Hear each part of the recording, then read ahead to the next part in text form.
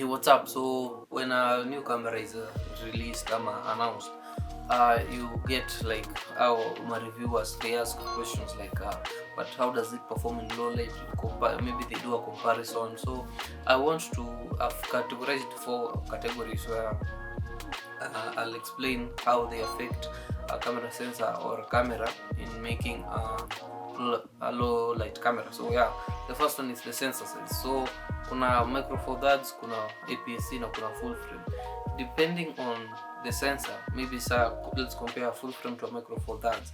A full frame sensor offers more surface area where the light will be collected compared to a micro four thirds.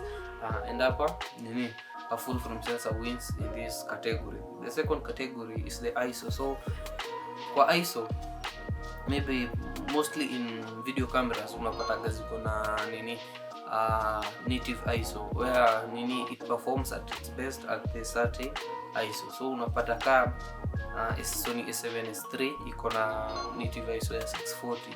At 640 ISO ina perform at its best. The way it handles noise, the way it handles whatever, it's at its optimum best. Others unapata ziko na dual native ISO which means ziko na native ISO mbili. Unapata one is at 640, the other is like 1600. So at 640 ukiongezea iende maybe 1200, at 1200 ita perform more worse compared to 1600 to 640. Ikiwa 640 na perform at its best, ukienda 1200 inaweza pata ka grain hivi, but ikifika 1600 ina clear up your grain and your image inakuwa clean. The other one is the pixel count. So pixel count, let's say for the full frame sensor iko na 12 megapixels. So for the Sony a7S3 iko na 12 megapixels. So with the pixel size it offers like hizo pixels ziko spread out vizuri compared to like a micro four thirds sensor. Unapata micro four thirds sensor with a 18 megapixel ziko cramped in hapo ndani, so hazina surface area kubwa where the light itagonga, unaona. But for full frame na iko na lower pixel, iko tuseme hiyo 12 megapixel, the pixel kwenye hiyo pixel itakuwa kubwa, unaona. Sasa for example tuseme hapa ni full frame, so for 12 megapixel itakuwa na space yake kubwa, but kama micro four thirds compress hapo tuke 12 megapixel hapo ndani, unaona katakuwa na space ndogo for each pixel, which will it end up collect less light, ndio.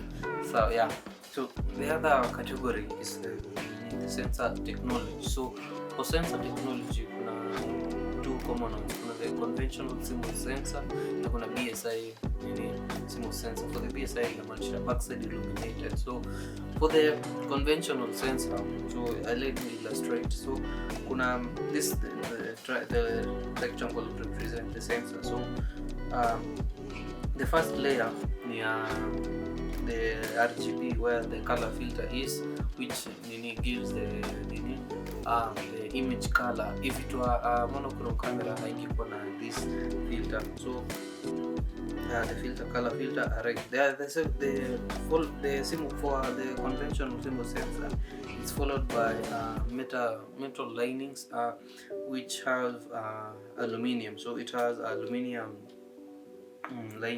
metal lining. So then the photodiode. So ukiangalia the image, if the light comes in, instead of going through straight to the photodiodes, inapitia easy aluminum metal lining. So hapa inagonga juu light doesn't travel in a straight line, ndio nakuka hiyo light travels in a straight line, but hapa inagonga easy aluminum na bounce and then it lands to the photodiode. So unaona instead of going straight to the photodiodes, ina bounce hapo, it end up losing its intensity.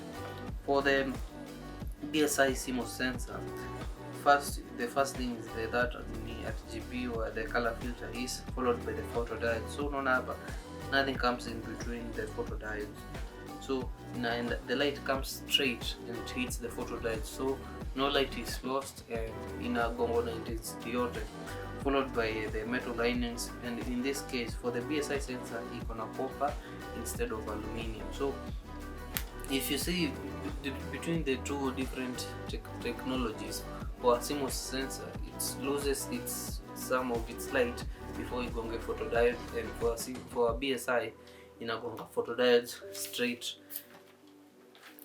in. So yeah, so with those are the four categories that have categories that end up in making a powerful or a low light beast. So in order for you to have a low light beast, lazima hizi categories work together. So for example, my Canon 4000D iko na 18 megapixel, na sasa unaweza sema depending on what I said on lower pixel count, unaweza sema mine will perform better juu iko na 18 megapixel, but you have to remember iko na APS-C sensor compared to a full frame sensor. Tuseme hii full frame sensor pia iko na 18 megapixel.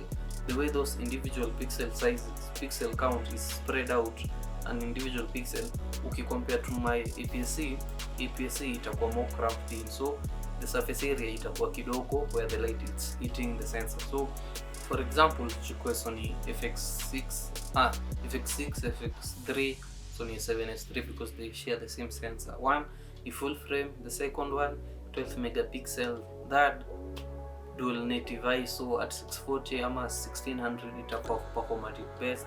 Then the sensor itself ni BSI, so hakuna intervention when the light comes through to the sensor, it's hitting it direct, collecting more light. Unaona hizo ni features ngapi zina collect light? Full frame, more surface area, pixel size, an individual pixel ina collect more light compared to whatever smaller sensor. That native ISO, it's at its native ISO, performing at its best, how it handles noise. Unaona vitu kaa hizo.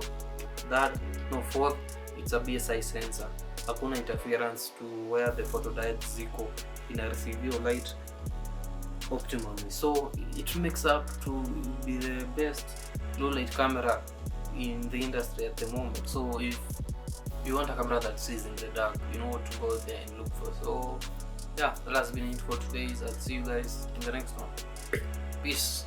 Shout out to whoever I'll put the name here. He gave me the info about the BSI and the CMOS sensor, and yeah, I'll catch you guys next week. Peace.